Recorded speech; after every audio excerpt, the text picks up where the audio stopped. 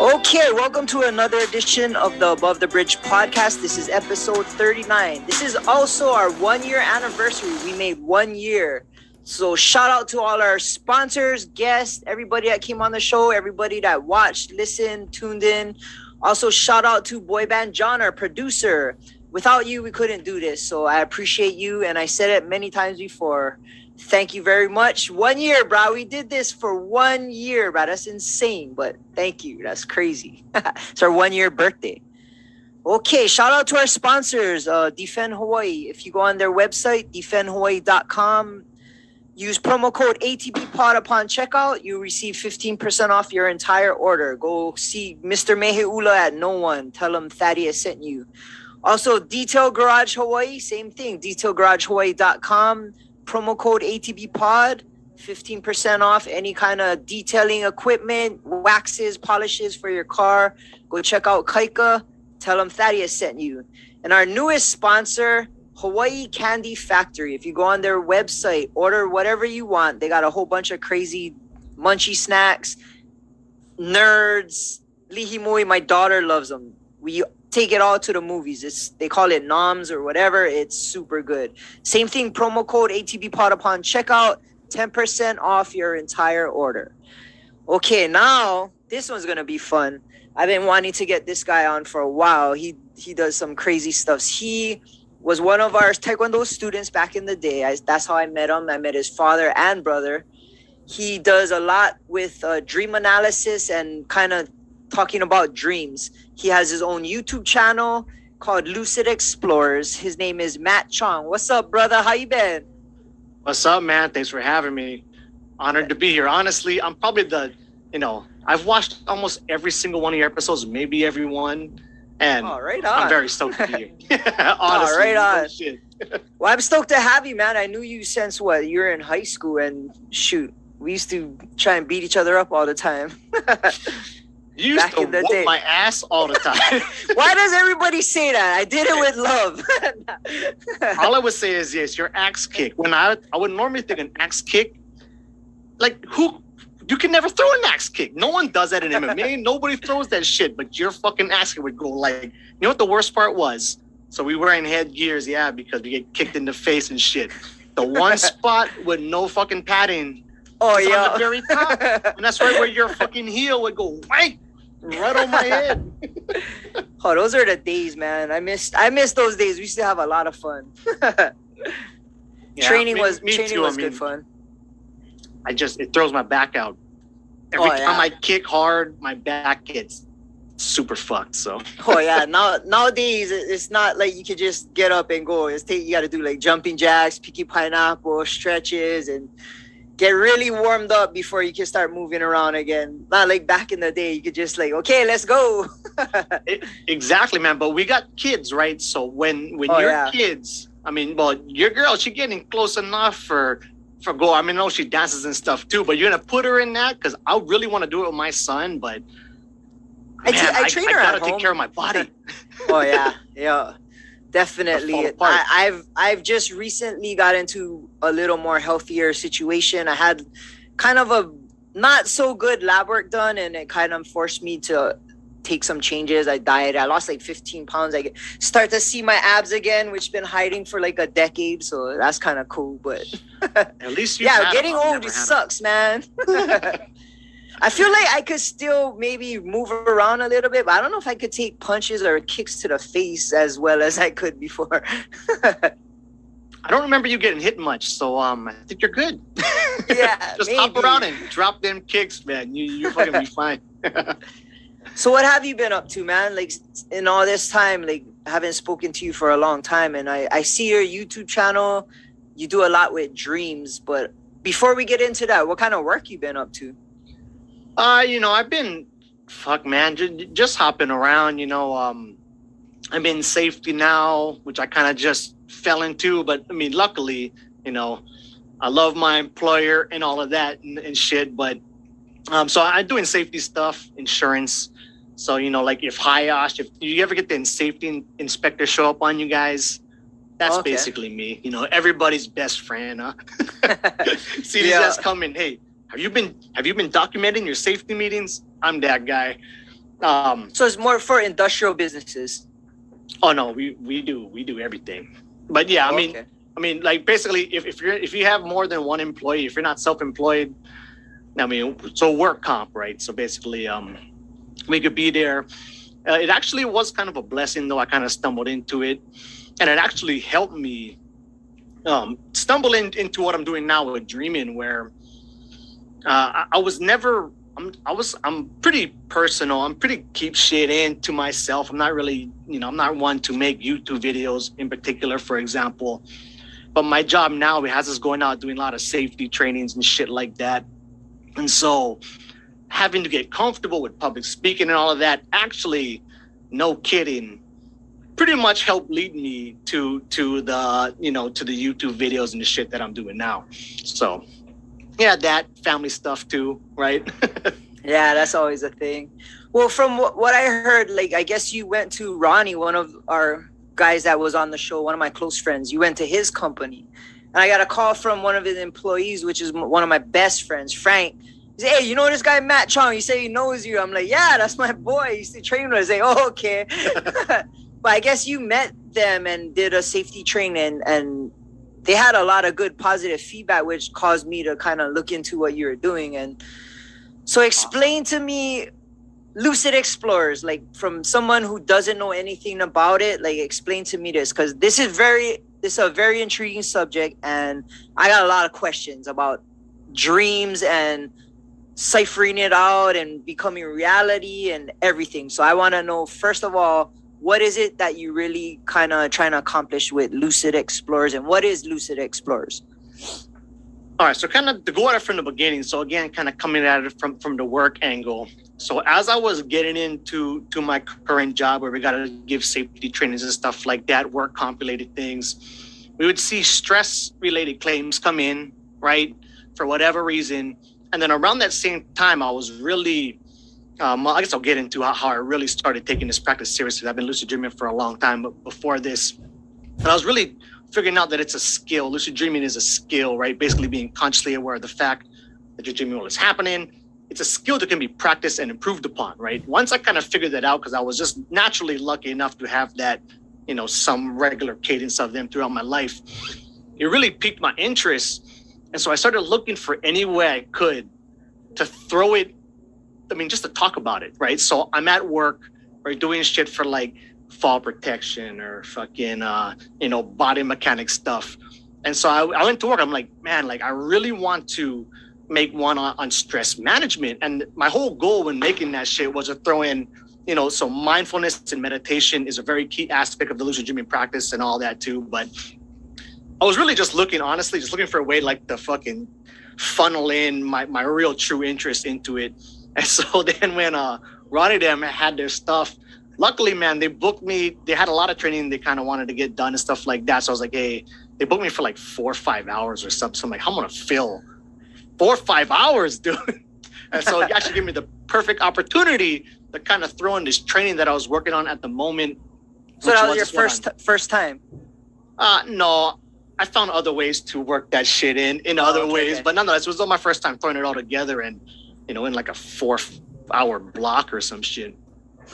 So that's so Lucid Explorers really got started from there. It started from me wanting an outlet to vent it to, because by this point I was already talking the heads off of my wife, my close friends, because I should say this too. One of the main reasons why I was so excited to be on your podcast and stuff like that, because you are kind of like, I feel like you guys are my peers. You know what I mean? Or like, yeah. If I go on YouTube or on fucking some other meetup.com, which is not a dating website. I know it sounds like one, but meetup.com is one where, I don't know, Google that shit. But you can definitely find people who are into the lucid dreaming stuff that I'm into. But, that stuff can get kind of far out there and go out of realms that I'm comfortable stepping into. Like, I don't know if that's real. When lucid dreaming is fucking real. People think it's fake sometimes, but it's real. So I was so excited to get onto yours because, I feel like I'm talking to my peers, getting a bit off topic. Where was I there? But yeah, so anyway, I talked my wife's head off. I started doing it at work when I could. in the stress management thing, and then that basically led into me making the YouTube channel, and the Okay. Instagram page, I guess. Yeah.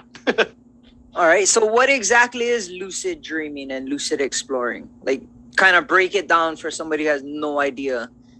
All right, perfect. So, okay, so lucid dreaming. So a lot of people have, I think if you look at some of the stats, they kind of vary, but at least half or more, I would say. Oh, have you ever had a lucid dream before?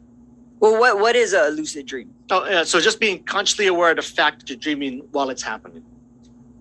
Like maybe I would when say you were a I would kid, say like a teenager. yeah, or like remembering a dream or not. Oh, so lucid dreaming No. is when you're consciously.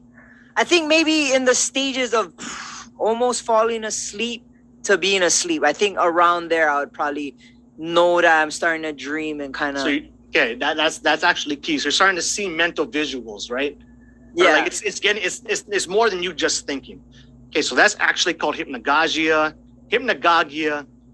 but I don't know. I say hypnagogia. There's a lot of debate in the fucking. Look up how it's spelled. There's a G and an I, so I say hypnagogia. But anyway, it doesn't matter. But that's stage one of sleep. Okay, so in stage one of sleep, mental visuals and shit, you get a lot more visual, and that's a key aspect I would love to get back to. Maybe we can hop on it now, but that and lucid dreaming, they're separate, right? But they're also very similar. So hypnagogia happens in stage one, just in one asleep. REM is like later on. So you have like stage one, stage two, stage 3, 4, which are combined into one stage nowadays. And then you have REM. They don't always go in that order, right? You don't always go 1, 2, 3, 4 REM. Sometimes you go like 1 REM as you get later into your sleep cycles, which are these 90-minute chunks. But they're similar enough in being aware, mentally aware in that sleepy state is the same type of mental muscle you want to flex when you're in REM. So like you being aware in hypnagogia, that's great because that means you're probably kind of used to being aware in that state, which can help you be aware in REM. So so a lot of people will have lucid dreams, maybe 1 or 2 when they're younger. They probably even have more than that, but they just don't remember them. Because you can have a lucid dream, right? And maybe a lucid dream could be something really small. Like maybe you just realize you're dreaming as you're waking up, right? Okay. But before you wake up, you're like, oh, wait, I'm dreaming. I see my visuals breaking down. I'm waking up. Or if something really weird happens, you'll be like, oh, that's strange. Like I don't, maybe you're at your childhood home. You realize I don't live here no more, right? That's like a very light level of lucidity, and it can go way beyond that. But so a lot of people have some different level of it. And then, again, I'm losing my track of my thought, but that's what lucid dreaming is, and it can go far beyond. So what else were you saying? So from your lucid dreams, like what are you trying to capture from it? Oh, well, in that sense, man, lucid dreaming can be so much. So I kind of think about it like this: when you have a lucid dream, at least in my head, there's like kind of 4 categories of what's possible. Okay, so first of all, and I guess I should just say this out front, it's basically like the most immersive video game imaginable, right? Because when you're dreaming, you think it's real life. It's as real to you as this is to you right now, right? Okay, that makes sense. It's the exact same thing. And you can kind of think about it like this too. So when you're out here awake in this waking world, you're looking around, you're not actually seeing reality, right? Your eyeballs are taking in light, you're seeing shit played in your brain, right? Your brain's giving you a representation of what is outside, playing it for you in here, and that's what you react and function off of. So when you're in dream, you could almost say it's even closer to you. If you just count your own consciousness as being it could maybe even be more real, right? Because it's closer. You cut out one whole step. So that's kind of where where all that shit lands. So why is it important, right? So I'm kind of thinking about it like this. So you have, first of all, when you're in there, right, you're in a dream lucidly, you can do whatever you want. You can fly. A lot of times people will have experiences of flying and be like, it really can feel amazing. What people don't always will say sometimes is sometimes it can feel like you're watching a movie and not feel that amazing. But nonetheless, you can have all that real life experience. You can do whatever you want. Another aspect of it is there's no real world consequences. Okay, so you can take that any direction you want to take it, but you can do whatever you want. A lot of these dreams will be as realistic as it is right now, and you have free reins. It's a lot like a video game, man, but like even more so, right? It's like virtual reality freaking to the max. Another aspect, this aspect gets pumped up a lot, is that it can be used for self-learning or where like there's a lot of people who use it for, I've kind of used it myself for this, for like getting over phobias. So like there's times where I tried to work on, and I wasn't even necessarily doing this on purpose, but I found myself in like a public speaking scenario in dream, and I got lucid, and this is when I was really struggling with it for work. And then you can use that to try and, kill it and get a nice, good, mental rep in your head of you doing that. So there's a lot of documentation of that. It can be used for music and art, tons of that stuff. So you had Tara, I think her name, yeah, like the dance hall. Oh yeah. Okay, so pretty much everybody you've ever had on, I don't say everybody, but a lot of them, because I listen to most of your episodes, I would go find them on Instagram and stuff when they shout out their shit. And so she posted this one post where it's saying, oh, she likes sleep all the time, or she like moi moi or whatever. I mean, it wasn't saying that, but it's like, oh, she really cherishes her sleep. So I wanted to reach out to her and be like, how's your dream life? Because you can actually use that to get artistic inspiration, and there's tons of documentation of that. Even like, this is going to be a big one, but like Einstein's theory of relativity, okay, that's a big shit. You can go ahead and, so that idea, that concept came to him in a lucid dream.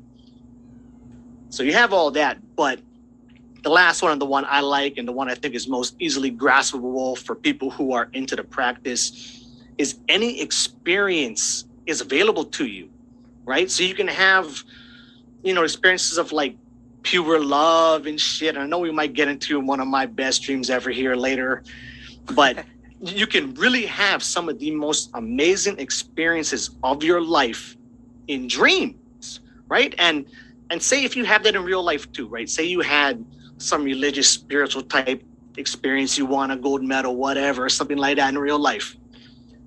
You can have double, triple, quadruple that experience in dream. And to me, that's largely what I like to do with it. I just like to go have fun, meaningful experiences in there.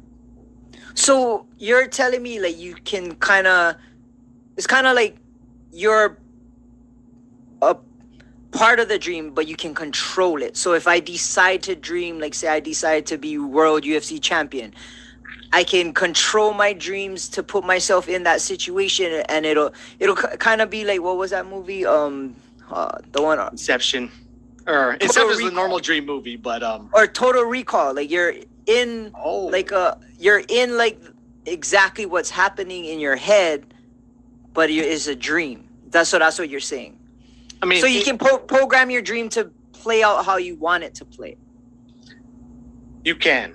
It's not always that easy. There's a lot of things that come into control and influence, and there's a big learning process. Like even just getting lucid is actually, I mean, it's a pretty difficult process, especially if you don't regularly kind of have them. Like if you have one lucid dream a month, that's kind of a lot. You figure every time you sleep, like I said earlier, sleep in these 90-minute chunks, you're having like 3, 4, 5, 6 dreams a night, right? So to have one a month is actually not bad. You're going to have many, many more than that, but it can be a kind of hard practice to wrap around, especially for people who are really trying to, get that gratification now. I see. The other thing is this though, man, like we sleep every fucking night. Yeah. You sleep your whole damn life. You got forever to practice. No rush, just fucking baby steps. Stay interested in the practice, and it 100% gonna have payoffs. You know what I mean? By the end. Okay, so you kind of need to train. You got to train yourself how to do it and learn maybe kind of tools to get yourself into to be able to do lucid dreaming. So how would one start? Like, what would be the starting protocol, or how would you start to get to try it out? Okay, so there's. I like try. You know what I mean?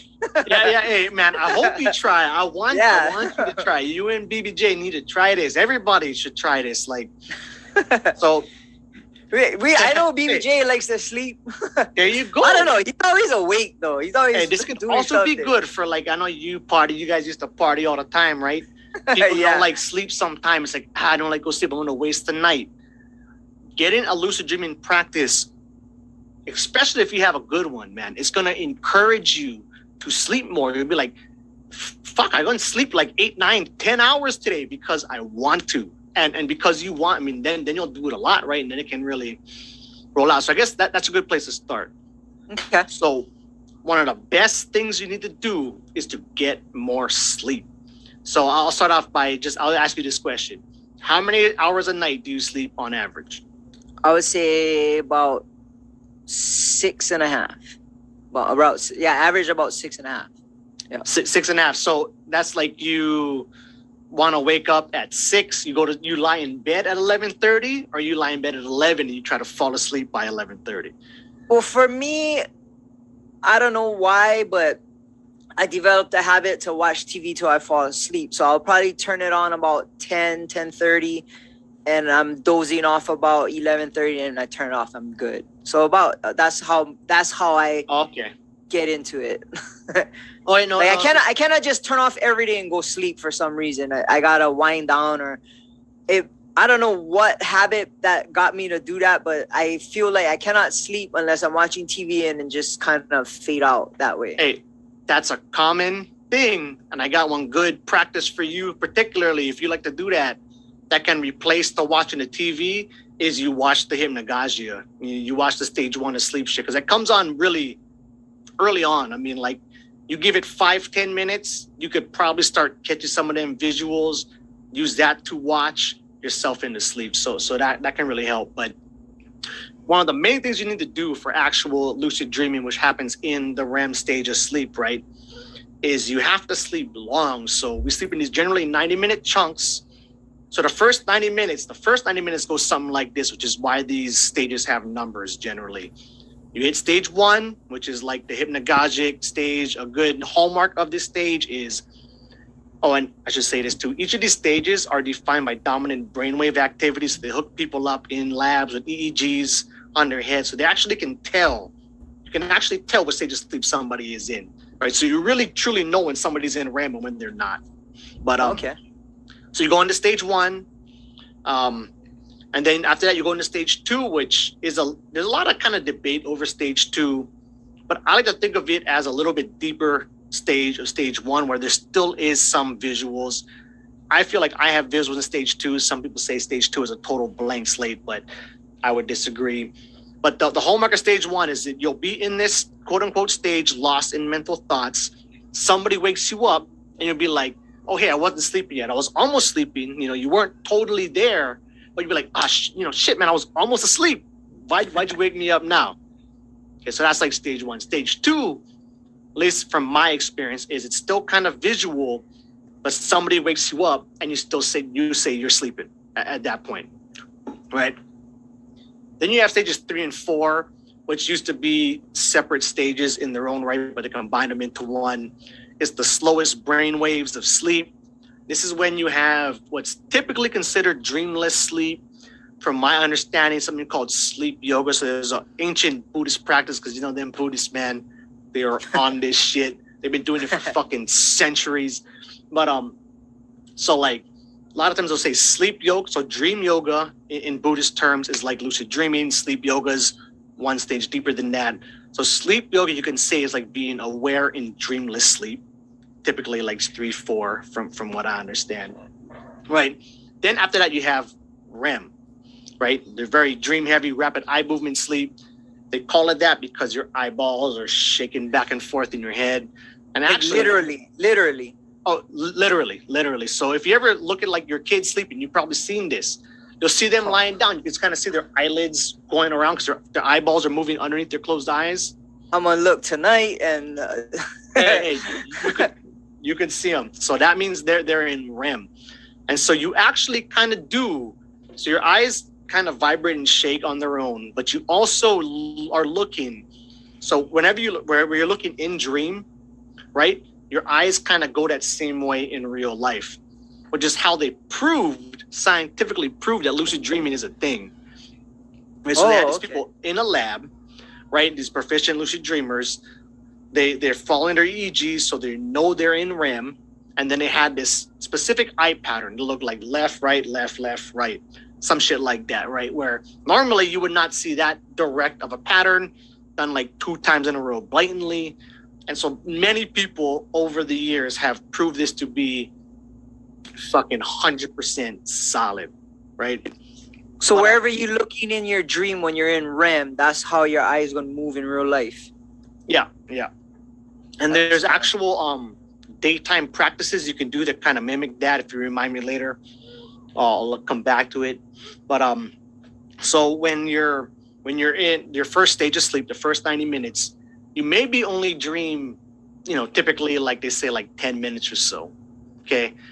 Then in the next 90 minutes, you spend more time in REM. And then typically after the first 3 hours of sleep, you cut out stages 3 and 4, the deep, quote unquote, dreamless stage of sleep.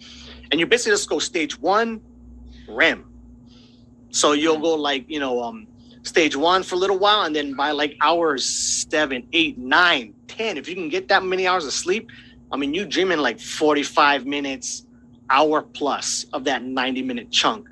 And you can actually have lucid dreams, right? Where you're in there playing your own fucking video game or however you want to think about it for well over an hour. That's crazy. Yeah. So what are the benefits of each part of the sleep cycle? Because like what if you take a nap? You're not getting REM sleep, right? Oh, naps are kind of different. So your body knows when you're going to sleep at night at your regular sleep time versus taking a nap. Other things you can do to kind of try and boost your chances of getting lucid. So there's a lot of supplements and stuff out there that we may get into. The problem with the supplements is a lot of them, the half-life on them, how long they're going to last, it's not that long, right? So if you actually want to hit your hour 6, 7, 8, 9, if you take it when you go to sleep, that shit's fucking gone and not working no more, right? Yeah. So you actually have to do this technique called wake back to bed. You wake up like 4 or 5 hours into sleep. You drink the lucid dreaming tea or whatever the fuck it is, and then you go back to sleep while it's still kicking in, and then that can hopefully help spur you on. But what you can do, this is great when you like to go out and party. So if you go out and you get shit sleep for a night, you gotta hammer it the whole next day. You don't get no time to nap. You're gonna dream heavier when you immediately fall asleep, right? So then that takes the typical, 1, 2, 3, 4 REM in the first 90 minutes, where sometimes you might go stage 1 straight into REM. Like you'll skip that deep dreamless sleep part and just start dreaming really early. So what are the benefits to your well-being for each stage? Like say you're get woken up in REM, or you only can get 3 hours sleep, or like where should you be in your sleep cycle to benefit you the most to when you wake up and say, okay, now I feel like a champ, or oh shit, I didn't get enough sleep, or I didn't get good sleep. You know what I mean? Yeah. Very good point. So typically when you go through stages 3, 4, the deep restful sleep, that's kind of the main sleep you need to wake up the next day feeling ready to go. So when you're going to sleep, typically speaking, the first 3 hours of actual sleep, now lying in bed for half an hour trying to fall asleep don't count, but the first 3 hours of sleep, or really the first 2 cycles, is very often you get most of your deep restorative type sleep in, right? So that's really important to get, which is kind of funny. I always thought this was a bit weird though, is because if you're sleep deprived and you only didn't get enough sleep, you hit REM earlier, right? Like I just said, so you don't hit the deep dreamless sleep right off the bat, which is strange, but that does seem to be the case. That's what the literature says, and that's what I've experienced myself. But where that really comes into play is with napping. So there's a way to do this hypnagogic nap, right? Which is where you want to stay in stage one. That's why a lot of times they'll say like nap for like 20 minutes. Have you heard that before? Yeah. Yeah, right. 20-minute nap. Yeah. Because when you're going to fall asleep, hopefully that catches you in stage 1 or 2, right? So you lie down. A 20-minute nap includes trying to fall asleep, right? So that includes a 10, 15 minutes of you lying there being like, oh, fuck, come on, sleep, when you going to hit, right? Yeah. And you hit stage 1, then you set that alarm 20 minutes later to pop you up. And then you won't be as tired. Because if you sleep for like 30, 45 minutes, an hour, it's very likely that you might wake up.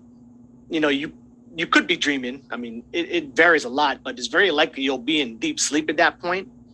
And then you're going to wake up feeling all groggy and fucked up and like, oh, dude, I got to go back sleep.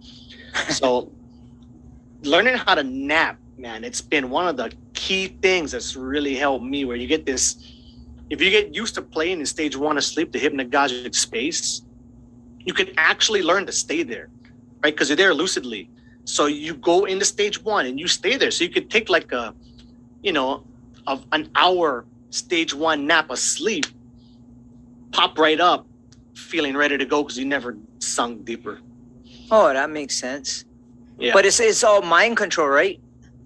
It is mind control, which is why generally a meditation practice is fucking key, super key. So that kind of balances between meditation and sleep. Or yeah, sleep. so totally. So meditation to me is just keeping focus. I mean, it can be said as keeping focus on something.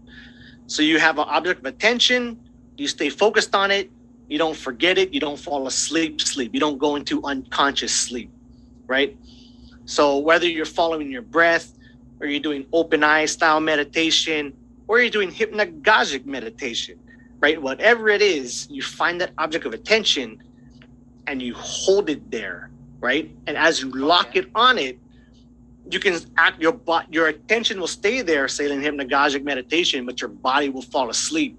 And then you can play in this like you can actually totally, this is no bullshit, you can see the moment you fall asleep. So you can see the moment sleep, like you lose conscious awareness. So you go from like hypnagogic stage 1. I think stage 1 and 2, literature says some of it says you're only in stage 1, but whatever. You'll see this one spot where you're breathing, right? So you're aware of everything. You're aware of your breathing. You're watching this imagery where you can decide when, okay, right now, lights off. And you'll just blank out from there. I've always assumed that was stages 3 and 4. I've never been hooked up to the EEG to really know. Some other things, stage 2, but nonetheless, you can actually see that moment. So you got pretty good control over your mind when because obviously you can play your lucid dreams out in your head and you can control that. Can you do that on a daily, or like you said, once a month it comes to you, or like you can just do it whenever you like? Definitely not on the daily. So to me, if I don't try, I've always, just generally speaking, since I've been a teenager and these started happening, semi-regularly, it's been about once a month or so. And from some of the literature says 20% of the population or so have that.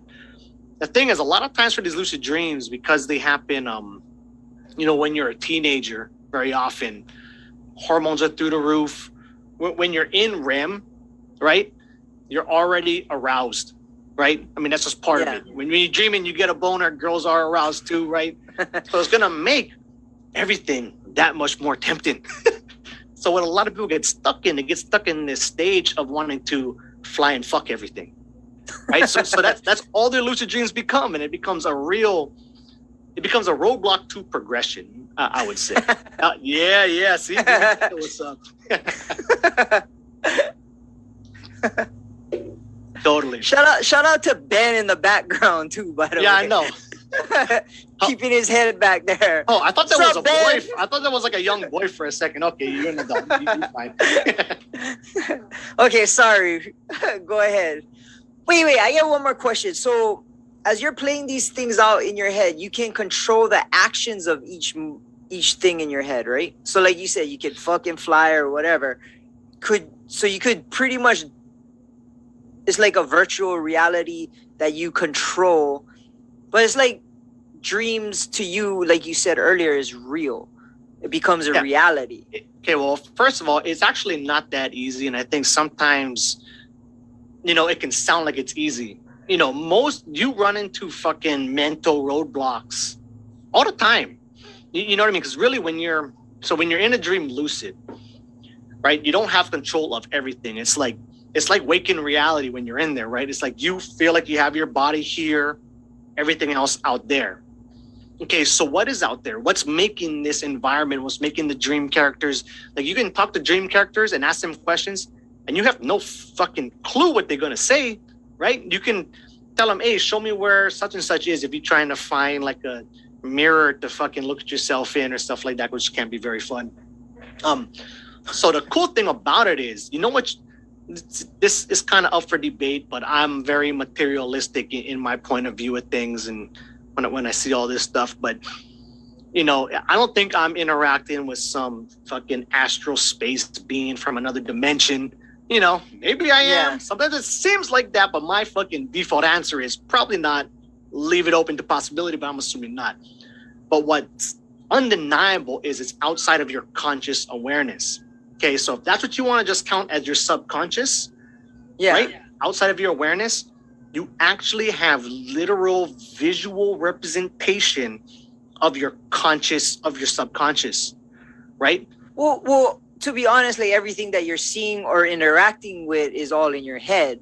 So it's no matter what, it's you. You know what I mean? It's not, you're not catching, like, you're not in one fucking alternate universe. It's true. Okay, no, but the point is, it's you. But man, your subconscious, I'm telling you, it can fucking trip you out. Like, you can actually have, godlike experiences in that space. Like, it can serve up, man. Whatever it is in there, which I would call your subconscious mind, that fucker is humongous. I mean, like, it is so much more powerful than you in there. So when you are lucid, you have control over things. You can help to influence and do stuff, but you are not the boss. You know what I mean? You could try to be the boss when it's really working really good. You kind of feel like the boss, but your big mind can swoop in there and smack your ass fucking flat in an instant, right? Everything you're doing is in conjunction with that. Like, one of the ways it became real obvious to me, this was one of the first times, is I was working on, I would say teleporting, but really it's just changing the dream scene immediately, right? So there's one technique where you can do that, where you want to work with your mental construct of the world, right? So one way to do it is you go to doors. So you're in like an office building, hopefully with a lot of doors. You could do it with the same door, but the problem is if it's the exact same door, you're opening and shutting. In real life, you're going to expect the exact same thing to be behind that door, right? It's one more step for your mental mind to accept. So it's easier if you have a lot of different doors all around you. So I was trying just to work on teleporting to a beach, right? So this took multiple dreams for me to get here. I was in like a mall setting for this one, so lots of doors and shit around for me to walk up to and try and open. And then also like, okay, I want to get to a beach. I want to get to the beach. I like surf. I like do something. Like, come on, get to a beach. So I'm just going down, grabbing doors, opening them, trying to anticipate a beach being there. Then I did it. It was a fucking beach, but it was like at night, no waves. You know what I mean? I wasn't in the water, never had one board. I'm like, okay, so thank you. My mind kind of gave it to me, but it's not really what I was anticipating. Yeah. That's just kind of the things you got to work with. So is this the kind of same, I guess, not platform, but the same kind of realm you'd be in if you took magic mushrooms or a psychedelic? In my experience, it's similar, but the so you did mushrooms before? Yeah, maybe.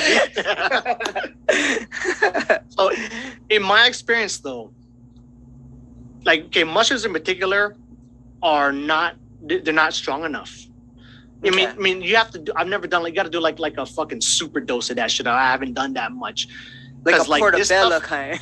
yeah, this stuff gotta like in dreams you'll leave, you'll leave reality. So if you know what got me the closest to this is Salvia. Remember, you ever heard of Salvia? Yeah, I heard of that. Yeah, they used to sell that shit at like smoke shops and stuff. Yeah. Okay, so when that shit was going around, it was at a party at UH, and one of my friends who like just fuck with me was like, "Oh hey, we got Salvia. It's in a bong. Rip them." And I was like, because it looks like weed, right? Normally. Yeah. So I was like, shit. I never tried it before. I'm just gonna bong rip this thing full blast. Totally left reality. I mean, totally. There was like, I looked at my feet and there was like this checkered board shoot out in front of me that was like spinning around in circles. Kind of looked like that one Super Mario level, like the rainbow level. Yeah. Everybody in the dorm room was a packed party. It was all around it. I felt like I was melting into the seat and shit. But that's an extreme case. But I mean, that's more on the level of what dreams can really offer. Because mushrooms, you're still kind of in reality. I mean, Yeah. but dreams can be that too. Sense. But dreams can also be fucking way more. You know what I mean? So you kind of brought up like supplements to help kind of be lucid. Like for me, I used to take melatonin when we used to fight in the mainland and we had to reset our time clocks. But for some reason, which I did realize through Google, that melatonin for me would give me nightmares. So I would have nightmares every time I took melatonin. And that was to reset my time clock. But there are other sleep aids or supplements that you guys can use to put yourself in those situations so you can be lucid. Yeah, so melatonin can work. Although I've never noticed melatonin. The reset time clock, I see that making sense. But I've never taken melatonin and honestly felt sleepy. You know what I mean? Like, I've never like, I gotta wake up early, catch an early flight, take melatonin. Now I'm gonna take like fucking NyQuil or something, right? Yeah. It's not like guaranteed to work. So in the lucid dreaming world, man, there's a bunch. A lot of like the older ones are teas. So like mugwort, which lots of times you see in like essential oils, sleepy like time that. teas. Yeah. So a lot of those can be mugwort, passion flower, blue lotus. Man, I've been working on a series, but I just don't remember the names of the teas because I bought them only once and kind of wanted to see how they worked with me. But there's a bunch of different, just type in lucid dreaming teas, you'll see a bunch of them. Okay, so the problem with those is, and some of them did seem pretty strong, like a blue lotus in particular seemed pretty strong to me. But, again, the half-life on them, they were strong early on. So Hypnagogia seemed a bit better, but I wonder how they would work throughout. They got stuff like, so some of my favorites is time release B12, B6. I always get that one confused. But anyway, time release B6. And a funny side story is, so I've been taking the time release B6 for a fucking long time. It's one of the ones that I think works better. It's only slightly, it might be all mental, but the point is, it says time release on it. If I wake up at 4 a.m. and my head is still working, so that could actually play a big role in it. But so I ran out of my bottle for a long time, right? I was like, I'll go re-up, grab another bottle. So I grabbed B12 on accident, okay? And then I was taking B12, I'm like, hey, this fucking shit's working again. When really, it's starting to be, so like, the placebo effect in this place, in this dream space, is fucking humongous. Okay, so that cannot be overlooked. So the strongest one by far is something called Galantamine. This is like an Alzheimer's drug. It actually is legit blocks some neurotransmitter that makes Alzheimer's patients or people forget shit. And so they found and that's the same chemical release in your in your head that makes remembering dreams so difficult, right? Because remembering dreams is hard because you're flooded with this chemical. So Galantamine is probably, it's a straight up neurotransmitter, nootropic. So like they got like what's that Joe Rogan supplement that they always Oh, out, Alpha Brain. Alpha Brain. So Yeah. it's kind of I take that once in a while for right, the so podcast. Sometimes I'll take it for the podcast. man, try Alpha Brain before you go to sleep, or better yet, with wake back to bed. So if you wake up to pee normally, or just drink a lot of water, so you have to get up to pee, hopefully like kind of far, like 3-4 hours. Oh, that's kind of a good idea. Before you go to bed, that might be fun. Yeah. Or So scary.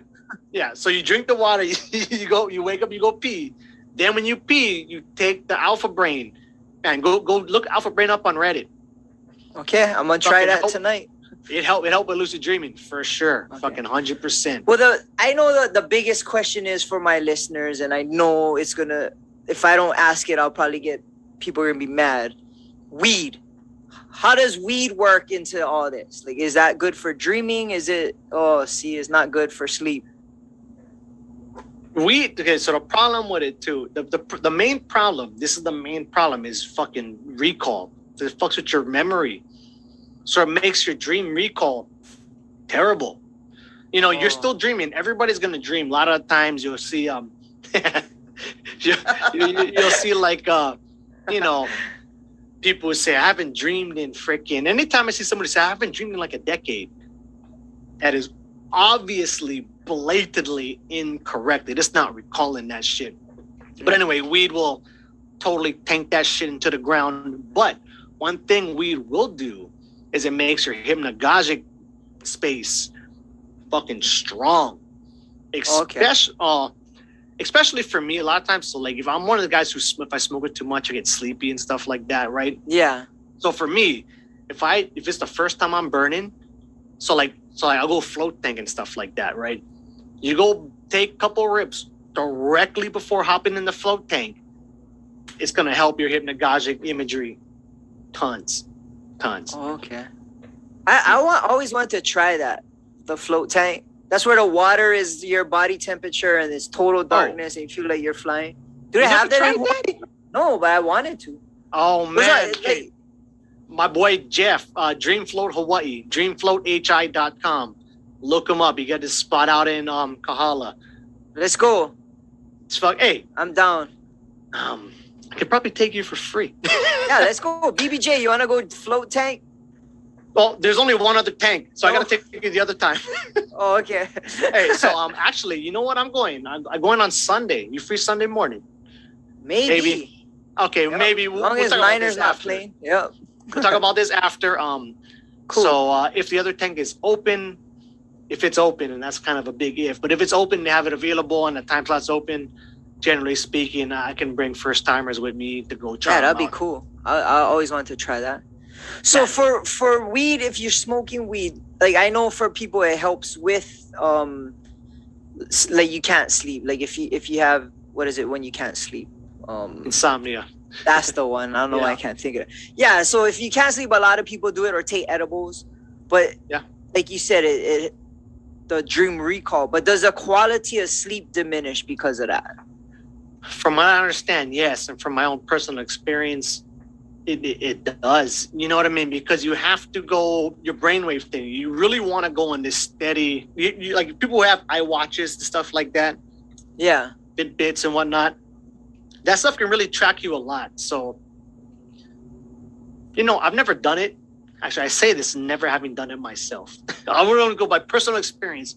If I smoke a whole lot or take a lot of edibles, I might sleep good or quote unquote good or sleep long. I should say I might sleep long, but it does not mean I wake up feeling sharp, right?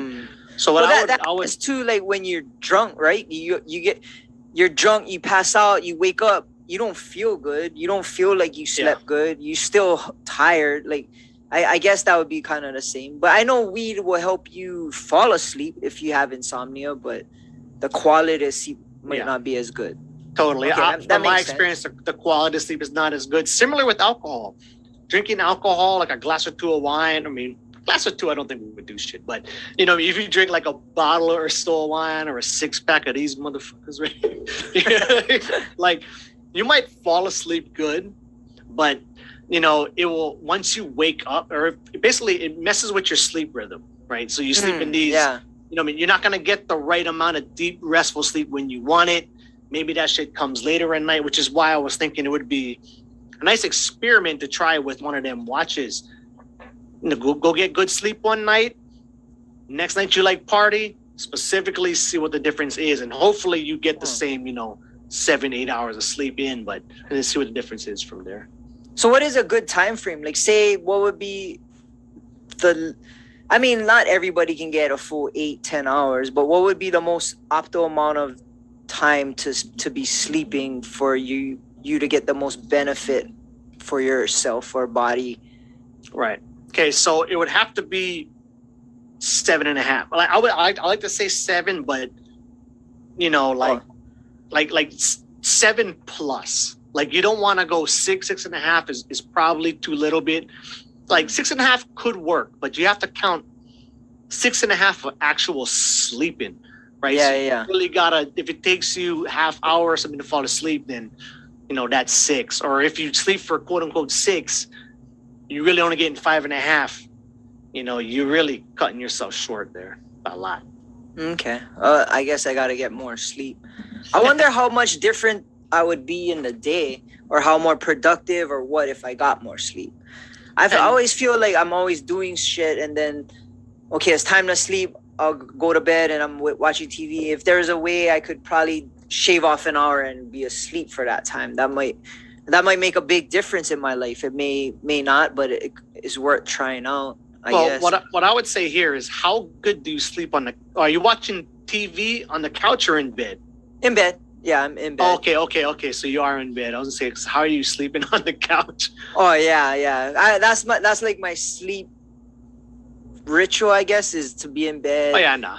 All the lights off, watch TV. Yeah. And then I just kind of doze off. But man, shit, we've been going for about a fucking hour. You gotta try that float tank. I'm down for that. I always wanted to try it. I hear Rogan has it, and it's just something I wanted to try. Like, I don't know if I'll get freaked out in it, but I want to find out. The thing is, if you practice that, like the whole hypnagogic nap, you can even do it. Do you have time to nap in the day? Once in a while, I'll take a 10-minute. For one thing, when I nap, like, I cannot. Yeah, I cannot stay asleep long enough. My body will just be okay. I'm up. Oh no!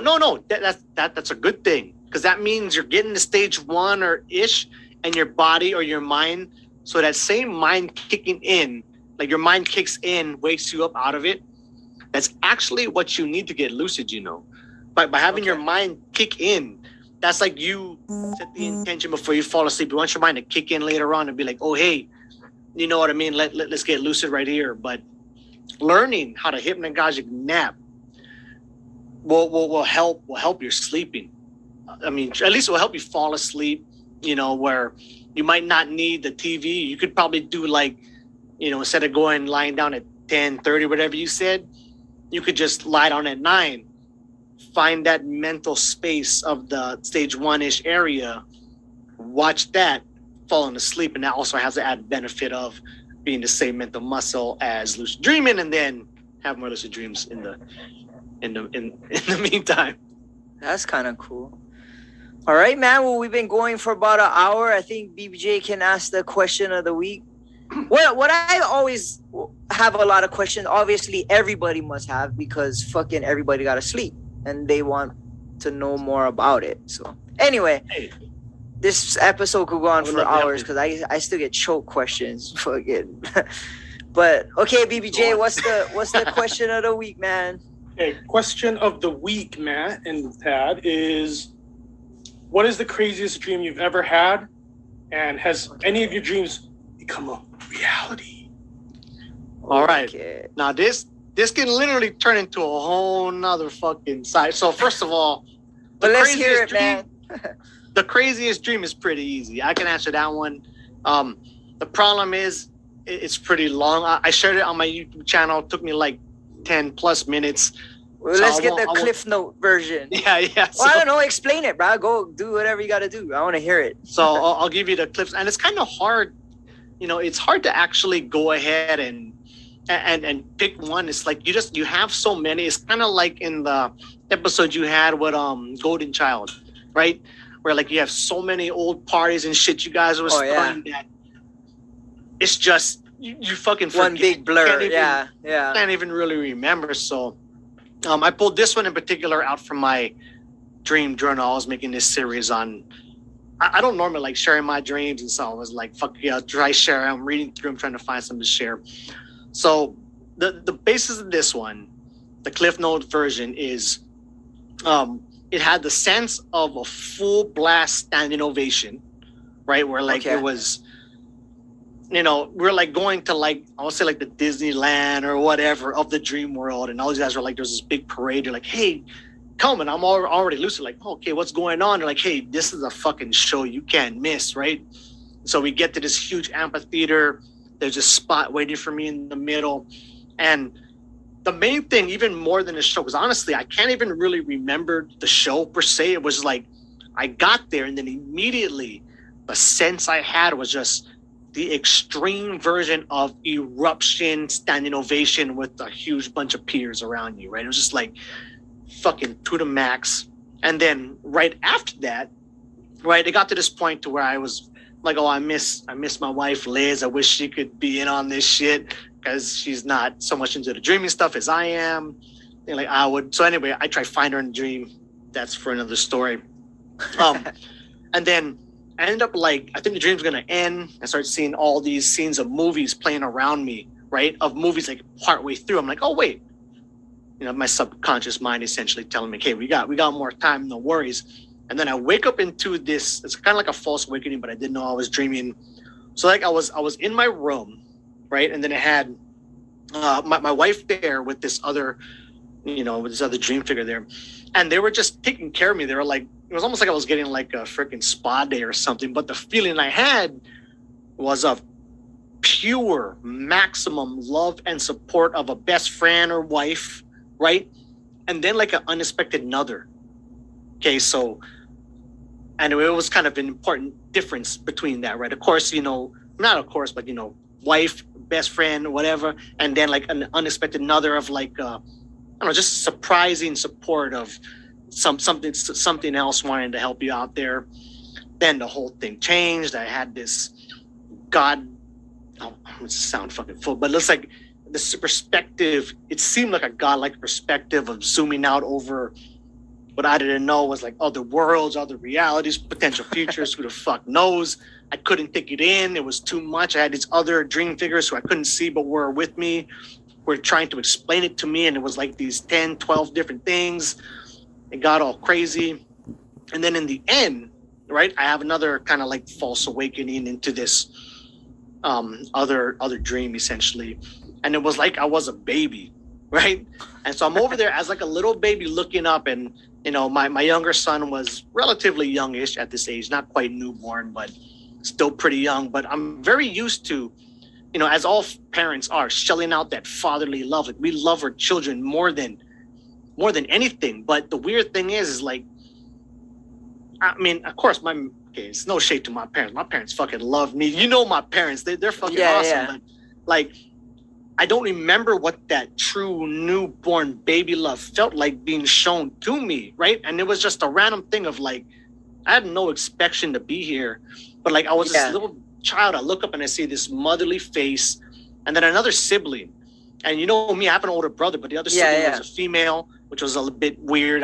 That's why I'm not too much into thinking this was some real past life or whatever, but it almost doesn't even matter if it was a real past life forever because it was fucking impactful. You know what I mean? And I had there, and I knew there was a fatherly figure off that I couldn't see, and they leaned in to hug me. And I woke up like freaking teary-eyed. I'm like, oh my God, this is so fucking beautiful. So you felt love at its highest level. Yeah. That's why that was your best dream. That's on a different level. It was, dude. It was fucking nuts, man. So that was really one of the most, and it happened on my birthday. Which is also a little bit weird. I'm not one of these guys to think, weird. Not one of these guys to think that would even mean anything. Okay, and then what was the other one? Like, have you ever had a dream come real? Yeah. No.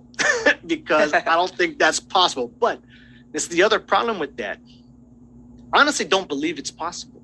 I mean, like, I don't, but that could actually be like a mental hiccup or a mental block, kind of cutting me off. It's like with the out of body type experiences, right? Yeah, or deja vu, astral travel, or like the community's kind of split, Okay, you got like lucid dreamers, kind of like the materialistic side lucid dreamers here.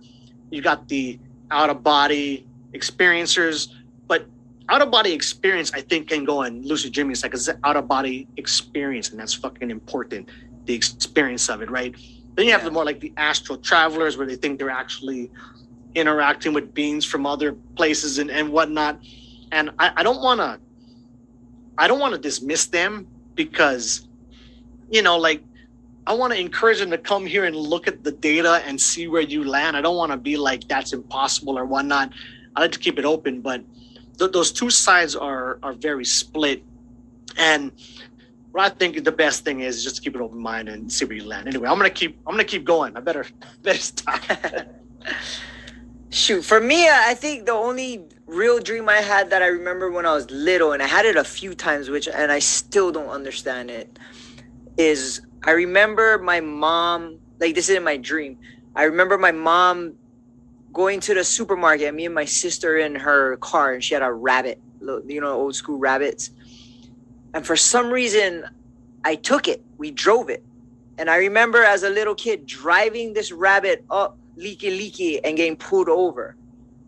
And I remember like getting super scared, like, oh, I'm gonna get busted, like it's gonna be bad. But I had that dream multiple times as a little kid, and it was the exact same thing.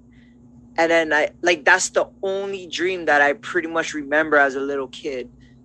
That's one of a few dreams I only really remember, but I remember it clearly. Like, I can see the steering wheel, I can see like my sister, and I remember driving, like, holy shit, I'm driving. Like, I remember the feeling, and then the feeling of getting busted. Like, oh, we're in some shit now. But that, to me, that's the only dream that I really remember. I used to have falling dreams too, but I would wake up and be like, oh shit. But so falling dreams is hypnagogia. So that's a bit different from REM style dreams per se. But I would say for that reoccurring dream you had, at what point in the dream did you realize it was the same dream? Like right when it started? No, it was like after through? when I woke up. When I woke up, I'd be like, oh shit, that's the same thing. Like, and it happened like multiple times throughout my childhood, and it's the same one, same car, same everything. And it would be like, oh shit, I dreamed that again. Like, so that's actually the first way I had my lucid dreams. It was that, but it was a nightmare. Which I guess getting busted by the cops is essentially a nightmare. See that? Maybe that's a dreams came true. I got busted by the cops in reality. yeah. But when that happened to me, is actually for me, once it would start, I knew it was it. I just couldn't wake myself up out of it, so I was kind of stuck in it, the whole time. And I would always end at the very end when shit got terrifying and crazy. Shit, I gotta have you back because I got a lot more questions, like nightmares and like even lucid dreaming. I want to know some tools that you can use to start being able to do that. Did we not get it? We never did, yeah. Man, hey. Okay, well, give me some tools right now. Like, what would be like the abridged version, beginners tour? So this is actually very important. So I think this is something we really, really need to cover. So some things you can do. So first of all, wake back to bed, right? So that's probably one of the most powerful ones. So that's when you wake up. Now, hopefully this is only for people who can fall back asleep relatively easily, right? Like if you're the type of person who wakes up 3-4 hours into sleep, super tired, and it takes you, I would say, more than like an hour plus to fall asleep, this is probably not for you. But if you're anywhere within the like 10-minute group, then you're super lucky. But if you fall asleep within like 30, 40 minutes or so, then this could still work for you. The only problem is you got to really sleep with like 9 hours of sleep, so you can go screw off for a whole hour plus trying to fall asleep. Well, that's super key, because the key here is what you want to do is hopefully have your body be still sleepy enough to fall asleep quickly, hopefully, but if not, but have your mind be awake. So you get past the first 2 cycles of sleep, so you get your deep sleep done. That's the main thing. So hopefully your mind can be ready to kick into effect and realize you're dreaming. Another kind of subset of that is something that I actually like better than that, because I'm somebody who has a hard time. If I'm awake for like 20 minutes or more, I have a hard time falling asleep sometimes. So you can do this other one where it's like it's a very quick version of that. So you put your phone next to you, you have it on vibrate, someplace where you can wake you up, but you can very quickly reach it and turn it off immediately. And the goal there is to wake up at some point mid-dream. So you want to wake up, turn it off, immediately try to remember back if you were dreaming. The only problem with that, and why this might need some help, is you'll feel this buzzing, think, what is that? What the fuck is going on if you're not used to it? Reach for the phone, and then that could be too much that you forget what you were dreaming. So this might take some repetition, but turn it off immediately, and then you don't got to wake up and stay awake, because then it says with the real wake back to bed method, you stay awake for 10 minutes at least. You want to try and really wake up your mental mind. But you can do this really quick version where you turn the phone off right away, try to fall back asleep, and then you're going to go through hypnopompia or hypnagogia. That's basically, hypnagogia is when you're falling asleep, hypnopompia is when you're waking up. Point is, both those states are very similar. So you get used to seeing the dream break down into hypnopompia, turn off the phone, or maybe you don't even see that part. But when you fall back asleep, hopefully quickly, you can see the hypnagogia kick in, then you'll fall straight back into REM. Then you can have something called a wild, which is basically like a wake initiated or wake induced lucid dream, where you go from waking consciousness straight into a dream, which is a whole nother topic and can be really some of the most profound experiences. That's where a lot of the OBE, out of body type experience, astral projection crowd kind of live and thrive in, which from the lucid dreaming side, they all say it's lucid dreaming, but the astral projectors will say you're leaving your body and whatnot. But that real wild wake initiated lucid dream, mentally watching the transition from awake to sleep can be a real trip. So it kind of just takes practice then. Yeah. It takes practice. Another great thing, and that's a standard there, is have a mindfulness meditation practice. Kind of the best one a lot of apps out there. So Sam Harris's Waking Up app, to me, is really one of the most straightforward, best ones. Headspace and stuff is really popular. 10% Happier is pretty good, but to me, I like Sam Harris's one the best. If anybody wants a free month, I can give you a free month, man. Go ahead, hit me up, and I can. It's just part of the app. Anybody who has a subscription can give a free month, but whoever wants a free month of that can send it out. And just getting that mental muscle of awareness flexed and worked out and in shape will really help your lucid dreaming endeavors. All right. So, like you said, how can people find you? You're on Instagram and on YouTube. What are your tags? So, Instagram is Lucid_Explorers, because Lucid Explorers was gone already. And then everywhere else, YouTube is Lucid Explorers. I'm on TikTok, but I don't do TikTok. I do my exact same 1 minute. I do my exact same YouTube videos broken down into a minute with no freaking fancy words pop. Yeah, I'm not doing none of that shit, but I have the exact same videos. So don't go to thinking it's different on TikTok. Look me up on there. You can email me at lucidexplorers@yahoo.com. I should have got Gmail, but it's too fucking late. So it's fucking Yahoo. And yeah, man, here to help. All right. That's super awesome, man. You can always find us atbpod.com, Instagram Above the Bridge Podcast, and of course our YouTube, atbpod.com. Boyband John cuts this thing up, produces it, makes it all dope and super awesome. Of course, my Instagram is Daddy High, and you gotta go follow Boyband John. He's gonna drop his old school stuff. He made some new episodes of the 808 scene, which was a project he did back in the day. And I've seen clips on it, and I'm really excited for him to drop it. And I'm super excited and proud that you're redoing it again. And yeah, I can't wait till it comes out, bro. It's gonna be cool, and we'll be pushing that. I gotta get you on the show. I'm gonna start a petition to make everybody make Boyband John come on our show. Yeah, but follow him. His name is BBJ8, the letter O8 on Instagram, and that's it, man. That was a super cool episode, bro. I got a lot more questions. I'm gonna have to have you come back on pretty soon and figure it out, dude. I think we just scratched the surface on this, and it's something, like I said, it's something everybody gotta do. Every person in the world gotta sleep.